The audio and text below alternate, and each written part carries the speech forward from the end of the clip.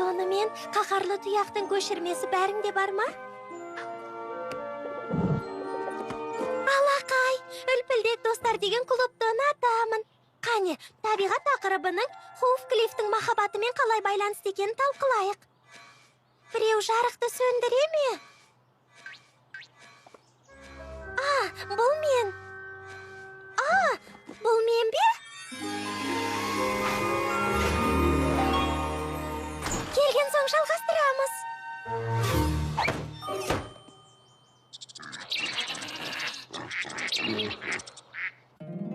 Сүйкімді пони, сүйкімді пони. Сүйкімді пони, сені көп күттік. Сүйкімді пони, әлемге ғажайып нұрыңды төк. Риясыз күлкі мейірім, Жүрекпен сыйларсың бізге. түрлі оқиғаның Сәніміз ғажайып, біздің әніміз бұл. Сүйкімді пони, дос болайық бәріміз бірге. My Little Pony. Достық жеңілмейтін күш. Хоуфилдтер мен Маккольттар.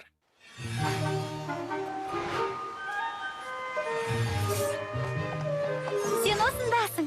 Бұл қандай керемет.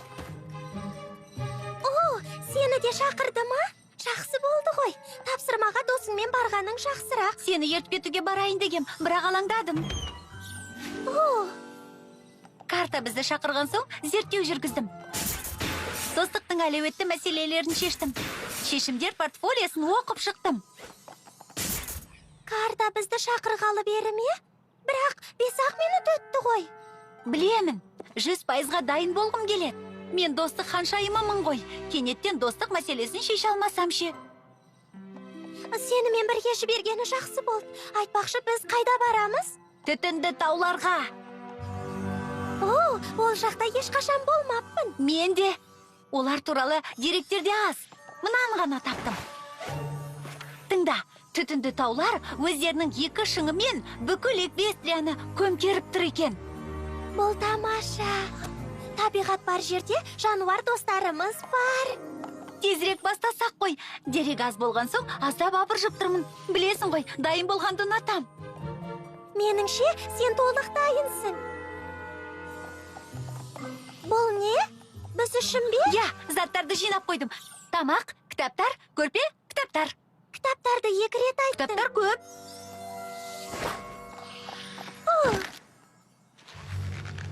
Сенің ойыңша, тапсырмамыздың түйіні не? Білмейм, бірақ түсінетінімізге сенімдімін. Қалай ойлайсың? Бұл өтірікке байланысты мәселе бола ма? Барған кезімізде білетінімізге сенімдімін. Сенікі жөн. Бәлкім 2 дос бір нәрсе істейді де, 3-шісі шақыруды ұмытып кететін шығар. Соған 3-шісі ренжулі. Мүмкін достардың біреуі айтуға болмайтын құпияны айтып қойған шығар. Мұны жақын арада білеміз, өйткені жетіп қалдық қой.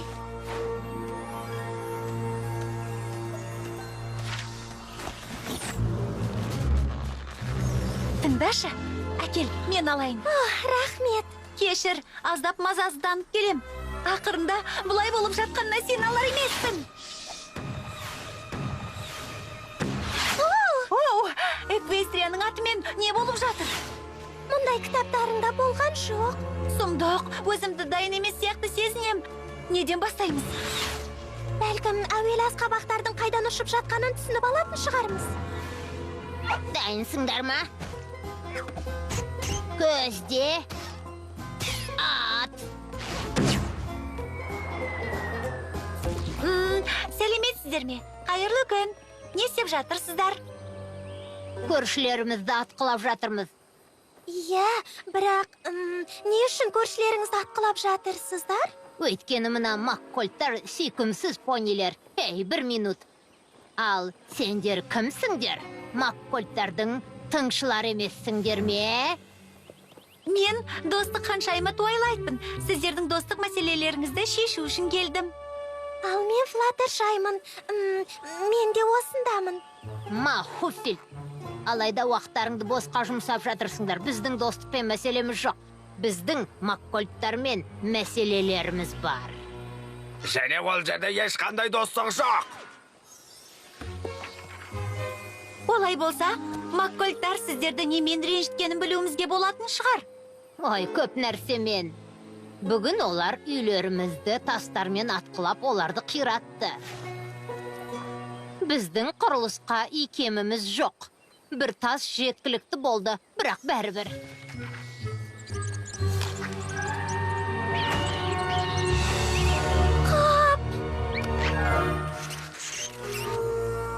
Не істеу керегін білемін. Біз Маккольттармен сөйлесіп, олардың оқиғаларын білеміз. Барлық деректер қолымызда болғанда, бұл алауыздықты тоқтата аламыз. Жақсы жоспар. Сондықтан ол ханшайым. Ал қазірше атқылауды тоқтатыңыздар. Жарайды. Рахмет. Кеттік, Флатышай. Қандай іспен? Ашпа, олар Хуфилдтердің тыңшылары шығар. Тоқтай тұр. Сен дара мүйізсің ғой. Тек 3 дара мүйіз ханшайым бар. Қазір біздің Эквестрияда 4 дара мүйіз ханшайым бар. Мен достық ханшайымы Туайлайт Спарклмын. Ал мен Флаттершаймын. Біздің жаңа ханшайымымыз бар ма? Бұл қашан болды? Және Хуфилдтер тыңшы ханшайымды қалай тапқан? Біз тыңшы емеспіз. Бәрі неге бізді тыңшы деп ойлайды? Өйткені бізге келушілер көп емес. Мен Биг Маккольтпын. Ыңғайсыз уақытта келдіңдер. Себебі біз жексұрын көшілерімізбен жауласып жатырмыз. Жалпы біз сол үшін келдік. Сіздердің Хуфилдтермен мәселелеріңізді шешу үшін. Бізге олардан құтылуға көмектесесіңдер ме? Жоқ, айтқым келгені бұл емес. Олай болса, біздің жағымызда болмасаңдар, бізге қарсысыңдар. Ешкімнің жақтасы емеспіз. Сіздерді қайтадан достастыру үшін келдік. Ендеше бұл қиын болады. Хуфилдтермен ешқашан дос болған емеспіз. Ешқашан. Дос бола аласыздар. Олар үйлерін қиратып тастағандарыңызға қынжылған. Не деп тұрсыңдар? Бұл істеген себебіміз Хуфилдтар арба дөңгелегінің шабағын суырып алған. Бір апталық азық қоры таудан домалап кетті. Біз өте жақсы құрылысшылармыз, бірақ фермер емеспіз. Мәселеміз осы. Азық сатып алу үшін ұзақ жол жүруіміз керек. Енді Хуфилдтар бізге атқылап жатқан асқабақтармен тамақтануымызға тура келеді. Асқабақ наны, асқабақ көжесі, асқабақ quesadillасы, асқабақ паэлласы, асқабақ ірімшігі, асқабақ бәліші, асқабақ рагуы, асқабақ торты туралы айтпай-ақ қояйын. Дәмді бірақ жалықтырып жібереді.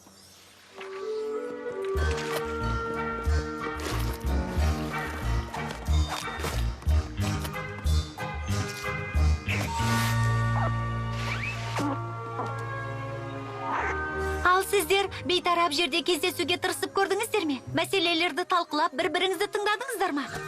Не? Жоқ. Олар бізге құлақ асудан көрі, бізді кешкі астарымен атқылайтын шығар. Ал мені тыңдай. Мен бейтарап 3-ші жақпын.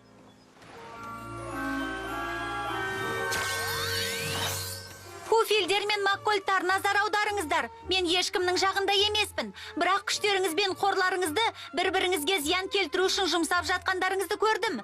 Понилер, көршілеріне көмектесуі және мейірімді болуы тиіс. Мағынасыз соғысты тоқтатыңыздар.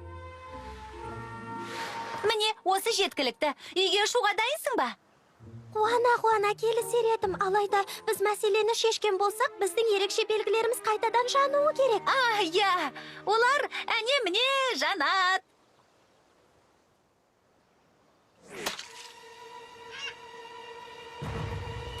Немесе жанбайды. Ашыңдар! Ашыңдар! Бұл нөмірі 28-ші әлеуетті сұрақ болған. Мүмкін, Хуфилердің енді неге қызанақ лақтырып жатқандарын білетін шығармыз. Бір-бірден Гринхоф. Егер қызанақтарды езіп тастасаң, Маккольттардың үстіне жарылмайды ғой.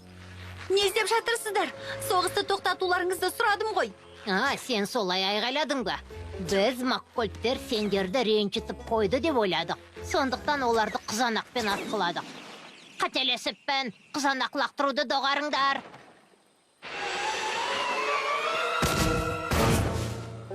Зақпыларды қызанақтарға толтырыңдар. Олардың тауларын қызыл түске бояймыз.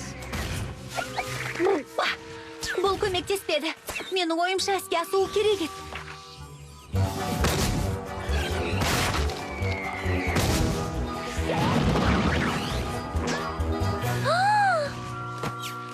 Бұл жақсы жоспар болған. Әйтсе де бізге жаңасы керек және жылдамырақ. Соғыс жануарларға жаман әсер етеді. Алаңдама. Мен қазір араздықтың себебін анықтаймын. Кешіріңіз ма? Араздықтың неден басталғаны есіңізде жоқ па? Олар не істегендерін біледі. Олар не істегендерін біледі. Екеуіңіз де істегендеріңізді білмейсіздер ме деп күмәнданам. Әрине білеміз. Хуфилдтар бізге себепсізден себепсіз әділетсіздік жасады. Я! Жарайды, жоспарларыма ораламыз. Бәлкім ортақ тіл табатын бір нәрсе табатын шығармыз. Соғыспаған кездеріңізде не істейсіздер?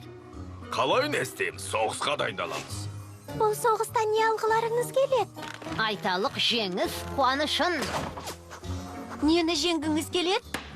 Соғысты әрине. Біз отбасымыз жақсырақ екенін дәлелдейміз. Қай жағынан жақсы? Жеңістерде. Сендер не? Тыңдамағансыңдар Олардың ма? жалғыз ортақ нәрселері жеңіске жету, және оның қашан бітетінін білмейді. Не үшін араздасқандарын білмесе, оны қалай тоқтатам? Бәлкім жай ғана біреу кешірім сұрау керек шығар. Бұл мәселені шешудің 48-ші нөмірі, бірақ оны тізімде жоғары көтеруге болады. Мұны істеуге келіскеніңіз үшін өте қуаныштымын. Бұл отбасыларыңызды мәңгілікке татуластыруға көмектеседі. Менің қай дәлелім айнып қалуыңызға себеп болды. Достықтың құны соғыстан асып түседі деген бе? Немесе кешірім бақытқа қосқан үлес деген бе? Иә, осының бәрі. Тоқтаңыз, мені тыңдап келе жатырсыз ба? Тоқта, кім келе жатыр? Бұл ма Хофилд. Хофилд, дабыл, зеңбіректерді оқтаңдар. Кешірім сұрауға келдім, және торт әкелдім. Торт дедіңіз бе? Расымен, нағыз торт па? Мұны еркін ерік ишараты деп есептеңіз. Бізден сіздерге. Торт жемегеніме 100 жыл болды. Ашыңдар!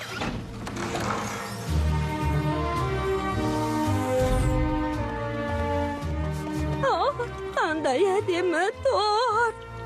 Мұны жай ғана торт емес, кешірім сұраудың бірінші қадамы деп есептеңіздер. Дос болайық деген жазуы бар, торттан артық ештеңе достық лебізді білдіре алмайды. Мұны креммен жоғары жағына жаздым. Жеңіс үшін!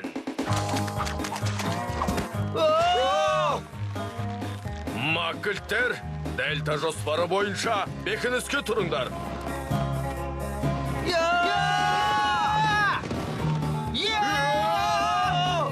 Дайындалыңдар. Көздеңдер. Атыңдар.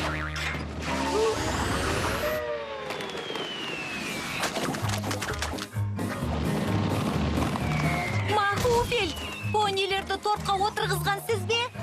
Иә. Тоқта. Шындап кешірім сұрайды дедің бе? Эквестрияның атымен не үшін кешірім сұрауымыз керек? Жаман еш нәрсе істеген жоқпыз. Не деп тұрсың? Сендер көп жамандық жасадыңдар. Сендер сияқты көп емес. Міне саған. Сендер кінәлісіңдер. Сендер басталыңдар. Сендер кінәлісіңдер. Сендер кінәлісіңдер. Жоқ сендер. Даулас. Біз жеңеміз. Біз жеңеміз. Оңбағаш. Біз жеңеміз. Біз жеңеміз. Біздің отбасы мықтырақ.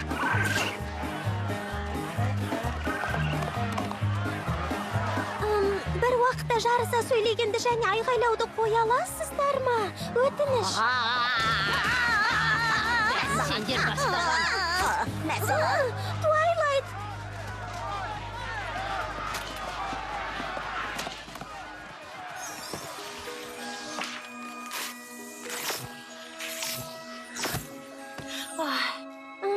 Твайлайт, анда баруымыз керек. Саған үзіліс қажет болса түсінем, алайда сенсіз еңсере алмаймын. Жалпы, татуластыра алатынымызға сенімді емеспін. Мен түзеткеннің өзінде олар қайтадан араздасып қалады. Сәлем балақайлар. бәрі жақсы, шыға берулеріңе болады.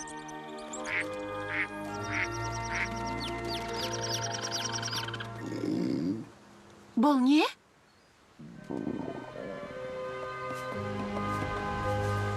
Байғұстар-ай, мұнда сендерге тамақ жоқ. Тоңып қалыпсыңдар. Бәріңді үйіме алып кетіп, ыстық какао берем. Кітап клубын ұнатасыңдар ма? Түсінбеймін. Бұл Эквестриядағы ең әдемі аңғар ғой. Мұнда не болған? Не? Туайлайт, олар не болғанын біледі. Не?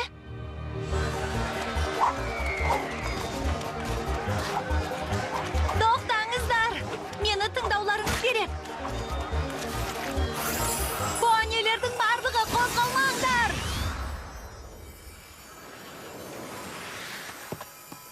Флаттершай, олар қайтуын керек. Понилердің бүкіл әскерін қозғалпай ұстаудың қандай қиын екенін білесің бе? Қайтадан төбелесуді бастамас бұрын бір нәрсені білулеріңіз керек. Өте ертеде екі жандос өмір сүрген граф Хуфилд және Пайлс Маккольд. Түтінді таулардың арасынан аңғарды тапқан кезде оның ерекше жер екенін түсінді. Олар бір-біріне осында өмір сүретін жануарлар үшін аңғарды қорғауға және күзетуге уәде берген. Бірақ мұны қалай істейтіндері туралы келіспеді. Граф барлығында тамақ болу үшін көшет отырғызғысы келді. Алайда Пайлс суық пен желден қорғану үшін баспана салған дұрыс деп есептеді. Екі пони сол бойы келісе алмады. Пайлс бәрібір граф ферма орналастырғысы келген жерге үй салды. Граф ашуланып, бақша отырғызу үшін Пайлстың үйін қиратты.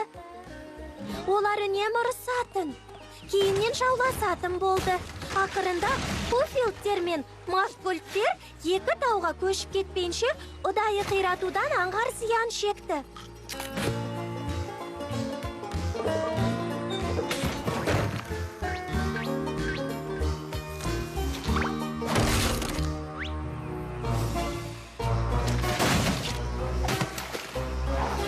Сол кездің өзінде де аңғар мен жануарлар екі оттың ортасында қалды. Көрдіңіздер ме? Сіздердің соғыстарыңыздың кесірінен сіздерді алып келген нәрсе жапа шегуде. Қарама-қайшы көзқарасты тастап достасатын кез келді. Өздеріңіз үшін болмаса да мына сүйкімді үлпілдек балақайлар үшін. Бәрін доғарып, достасуларыңыз керек. Түсінікті ме? Әйтпесе бұлар жойылып кетеді. Түрлеріне қараңыздаршы. Үлпілдек, сендерді ренжіткіміз келмеді, жануарлар. Иә, кешірім сұраймыз. Олар сіздердің кешірімдеріңізді қабыл алғандарын айтты. Ханшайым, бізді ерте аласың ба? Иә.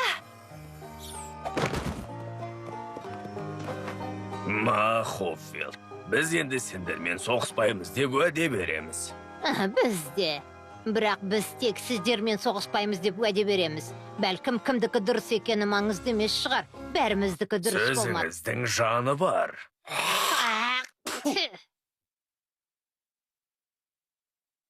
Бұл тамаша. Мен сіздерді мақтан тұтамын. Рахмет, ханшайым. Дегенмен қателескенімді бірінші болып мойындағанымды атап айтқым келеді. Мүмкін солай шығар, бірақ мен бірінші соғыспаймын деп уәде бердім. Иә.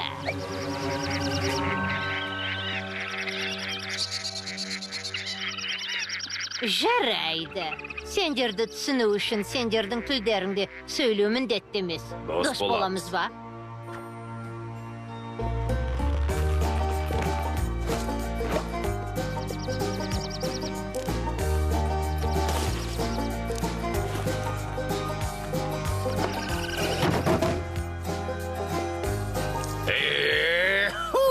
Шынымен де әдемі көрініс емес пе?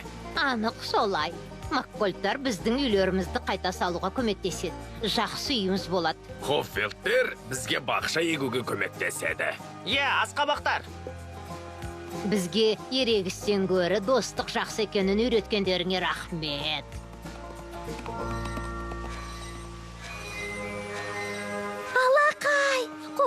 келетінін айтқанмын. Дәл солай. Маған достық туралы портфолио көмектеспеді.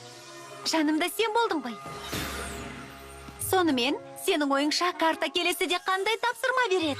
О, үйге оралған кезде білеміз. Ал егер ол бәрімізді бірге бір жаққа жіберсе ше, немесе басқа бір планета тауып алса ше, ал егер ол басқаша тапсырмаларды шешкенімізді қаласа ше, мысалы, алма неге алма ағаштарынан алысқа түспейді?